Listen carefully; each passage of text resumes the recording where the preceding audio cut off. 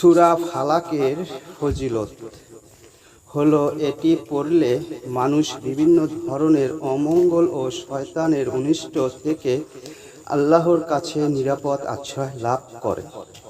বিশেষ করে জাদু, হিংসা এবং রাতের গভীর অন্ধকারে যে অমঙ্গল লুকিয়ে থাকে তা থেকে পরিত্রাণ পাওয়া যায়। এ সূরাটি কোনো বিপদ, আপদ ও অসুস্থতার পাঠ করার সুন্নত এবং এটি শয়তানের অনিষ্ট থেকে সুরক্ষার জন্য আল্লাহর কাছে প্রার্থনা একটি মাধ্যমে। সূরাটি শুনে নিন। বিসমিল্লাহির রহমানির রহিম। কুল আউযু বিরাব্বিল ফালাক মিন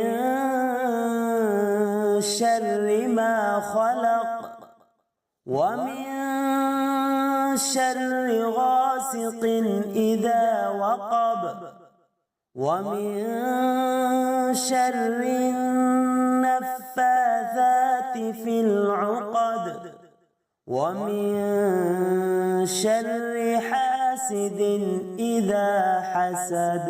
অর্থ: করুণাময়, অতি দয়ালু আল্লাহর নামে শুরু করছি। বলুন, আমি আশ্রয় গ্রহণ করছি প্রভাতের পূর্ণকর্তার।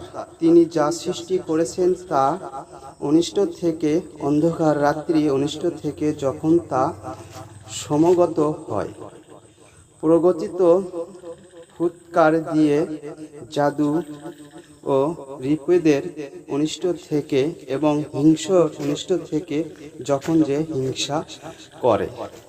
এই ধরনের ভিডিওগুলো ভালো লাগলে সাথে থাকবেন। ইনশাআল্লাহ কয়েক প্রকার কাজ করা যায় এই সূরা ফালাক দিয়ে।